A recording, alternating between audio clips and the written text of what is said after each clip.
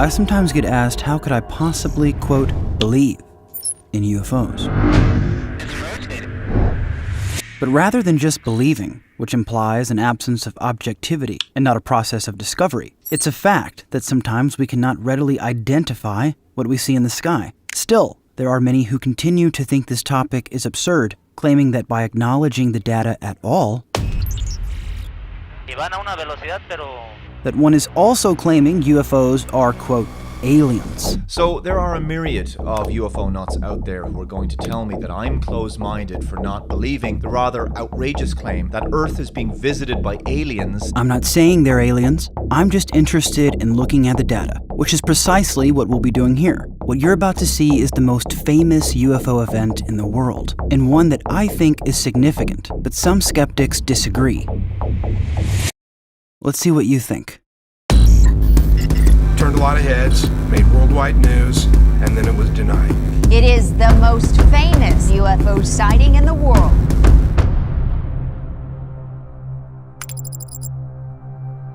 What many aren't aware of is that 2 years before the Phoenix Lights, Dr. Lynn Kitai noticed something unusual outside her window. In 1995, both my husband and I witnessed 3 amber orbs in a triangle formation, one on top and 2 closely aligned underneath, very close to our home, about 100 yards from our home. It was startling, and it was amazing at the same time. 2 years passed, with Dr. Lynn noticing nothing in the sky coming close to resembling what she previously saw, until a month and a half before the Phoenix Lights event, and she saw them again and recorded it. January 22nd, 1997, I noticed 3 amber orbs now at a distance far west on the horizon.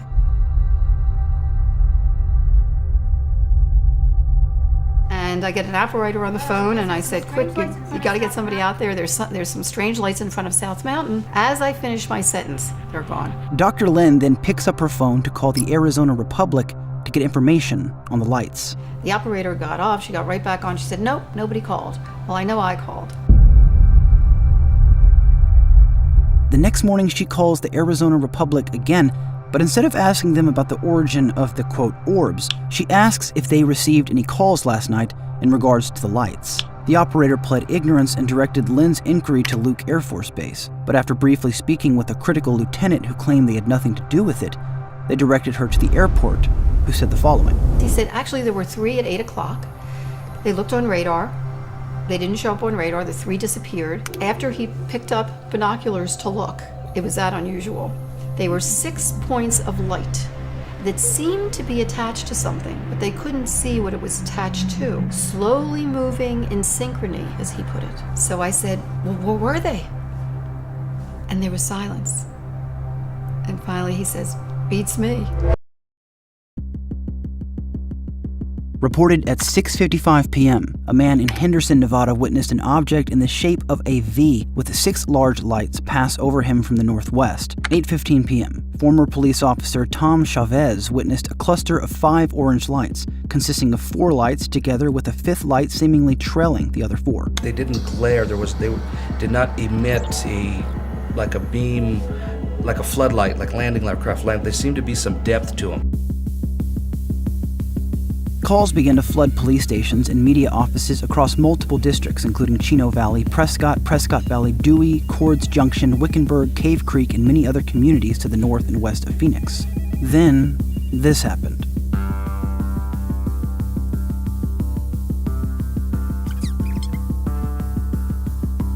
Wait, where? There's another one too. Where? Oh, look at that. There's another one. No, we're just excited. We're not. They keep coming. Wait, look at them. I got that one. But what some misunderstand is this video shows the second event. The majority of sightings actually occurred before this in the state of Nevada and Arizona. The Public Affairs Office at Luke Air Force Base announced that their personnel had investigated these lights, establishing they were flares launched from an A-10 Warthog. But miles of controversy exists over this claim, so much so that 3 years after the sighting, the Arizona National Guard staged a demonstration to quell the claims made from those who kept saying what they saw was not flares. Judge for yourself in this side-by-side comparison.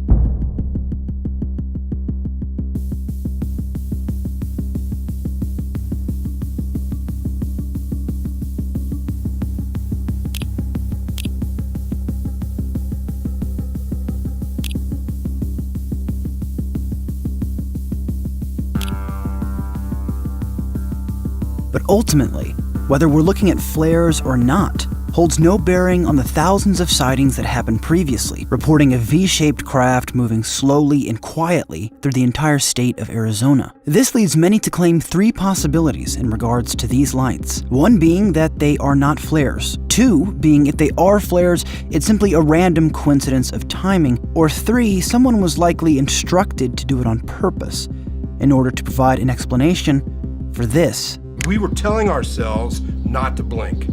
It was very close to the ground. It was just like floating over the housetops. The first thing that struck me is that they were just in a V-shaped formation. Well, it's at night, and guys wouldn't have been flying in a V-shaped formation, in a VIC. We'd call it a VIC. So now I'm looking at 5 lights passing overhead silently at a very slow rate. And it also occurred to me that they were flying too slow to stay in the air if it was an aircraft. It must have been around 10-ish. And I'm looking off towards the north. Coming in directly at me are these 3 enormous lights, and they're moving incredibly slow. When somebody in our group said, "Oh my gosh, what is that up above?" we all looked up at the same time and saw this amazing, huge, dark, silent object. My emotion was that of just kind of wonderment and trying to figure out, what am I looking at? What am I seeing here?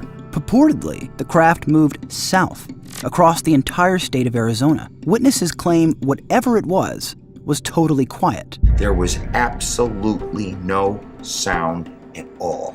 Just 3 beautiful lights coming towards us. And it seemed to move effortlessly, just glided right over. This was one solid object, one craft, one big, large boomerang.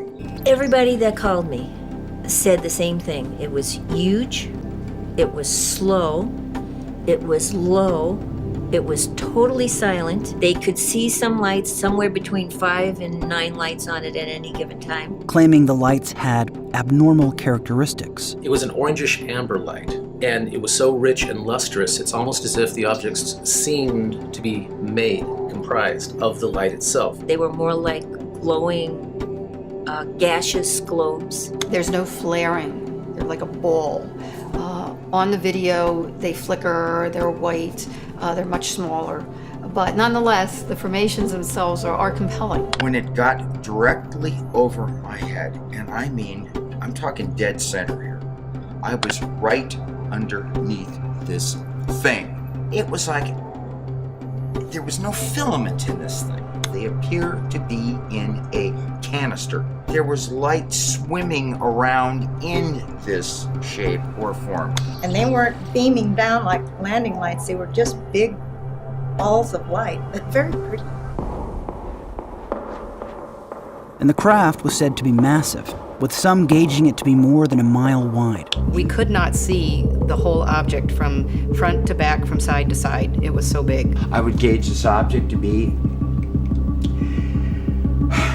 several football fields. I mean, like a mile, maybe more than a mile, maybe even 2 miles. It was huge. I put my hand up to where the nose of the craft was, and I took my other arm out to where the end of the wing was, and it was well over 30 inches.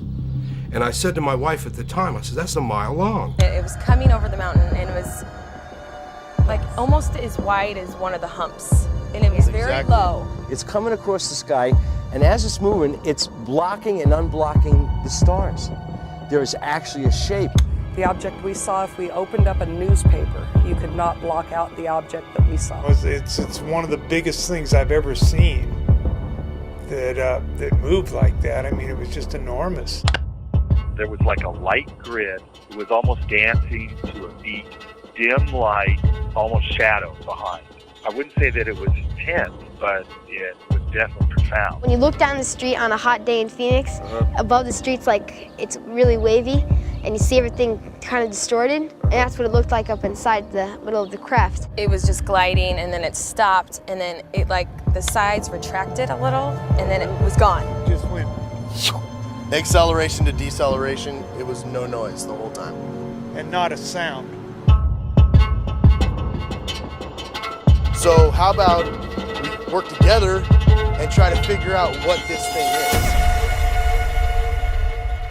Even after thousands of calls to city officials from citizens requesting answers of just what happened, no explanation came. Then after a few months, the governor at the time, Fife Symington, finally, on June 19th, made a statement. And now I'll ask Officer Stein and his colleagues to escort the accused into the room so that we may all look upon the guilty party. Don't get him too close to me, please. This just goes to show that you guys are entirely too serious.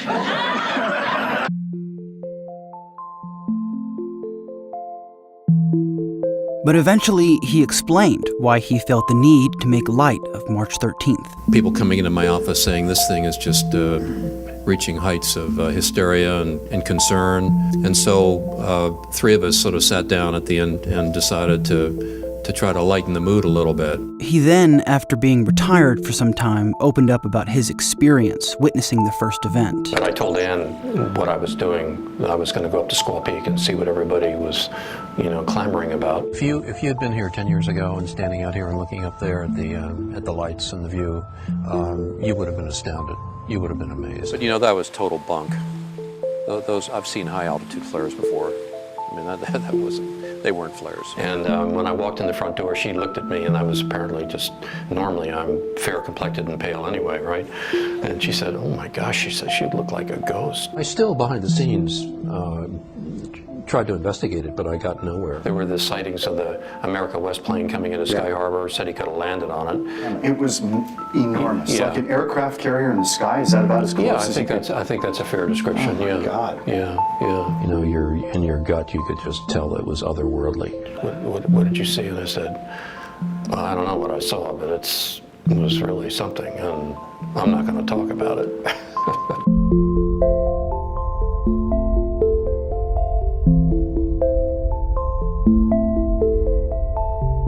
Once I realized how large it was, it just faded off into the night just quite quickly. I wanted it to last longer. I wanted to see more of it. It just went away.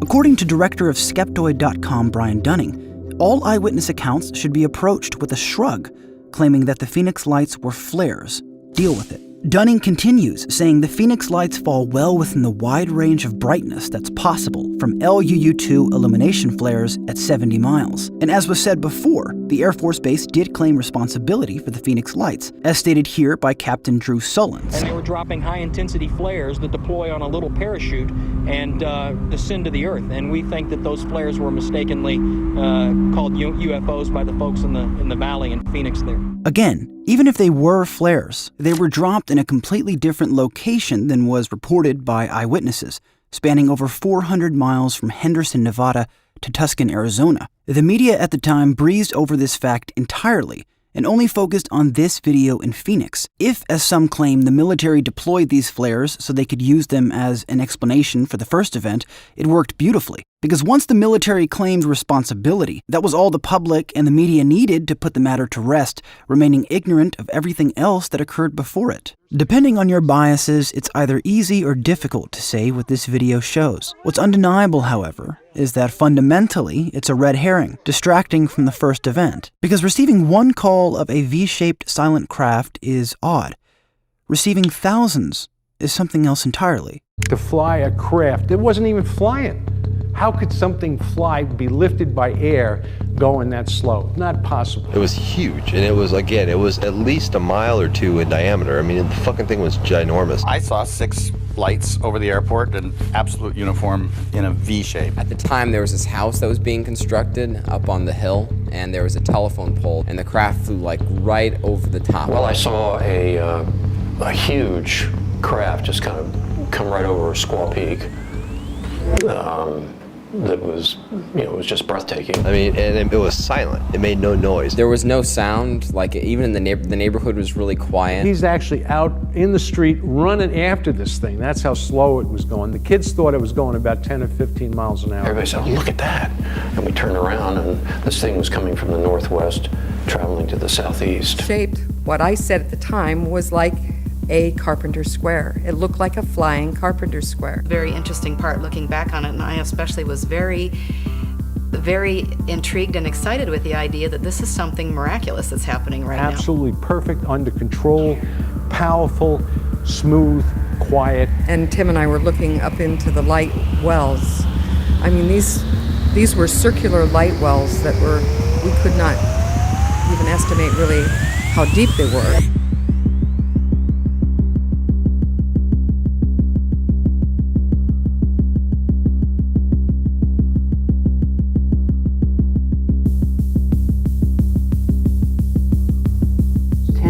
People approximately witnessed this, one of the largest experiences of this sort ever recorded. The Phoenix Lights phenomena didn't seem to be falsifiable in any way. It was being validated by most everybody that saw it. The entire object, it was a massive black object traveling very slow without any noise over I-10 on the Birch 15 right around 8:30. Who knows where it came from? Inexplicable. And it just kept going over our heads and going and going and going, and it seemed like we could actually just reach up and touch it.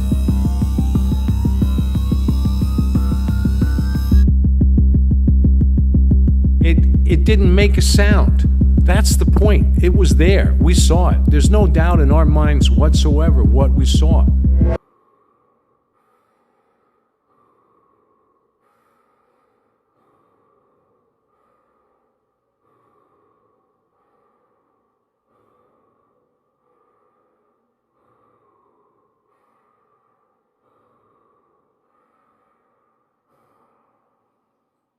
Although it's difficult to believe, what happened next was arguably even more surprising.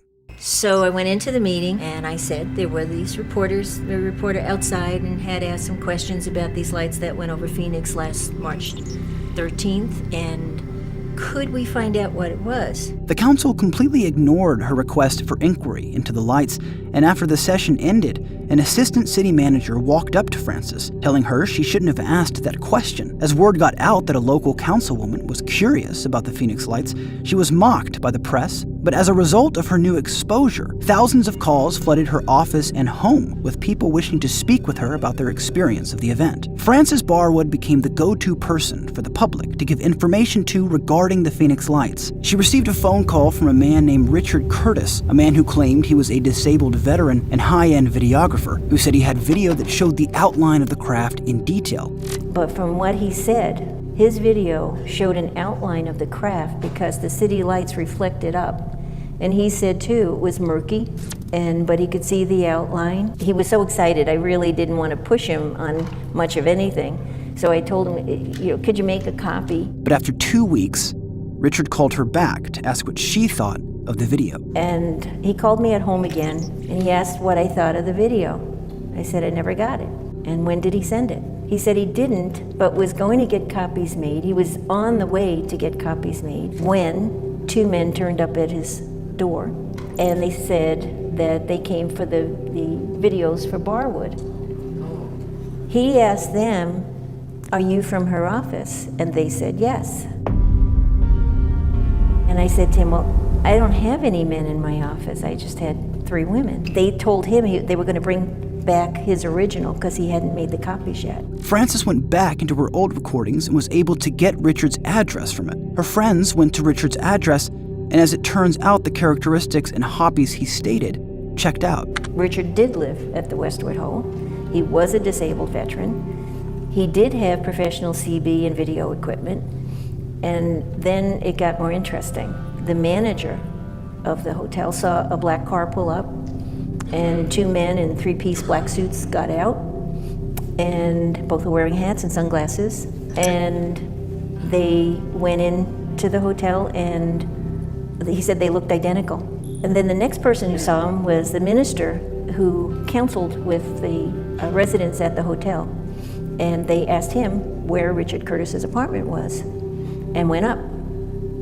Neither of them remember them coming down or leaving, but the car was gone. The last I heard, they changed his medication, and he had a bad reaction, and he was taken away, and nobody knows where he is now. Later on, Frances started to notice that her phone was acting up and called the phone company to see what was wrong with it. And he checked inside, then he went outside and he checked along the line. And when he came back, he would not come in the house. And went to the window and he said, I want to tell you that there is a tap on your line, but it's not local. It's in the central office, which means it's government. And you didn't hear that from me.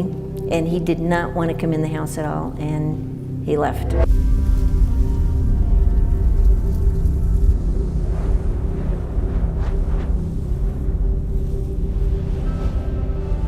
Many UFO events seem to habitually occupy certain themes of secrecy and awe.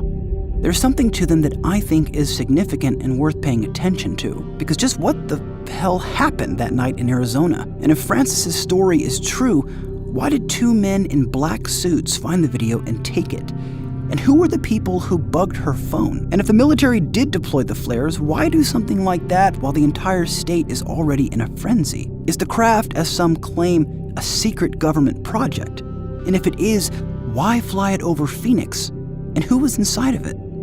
I have no idea how to answer those questions.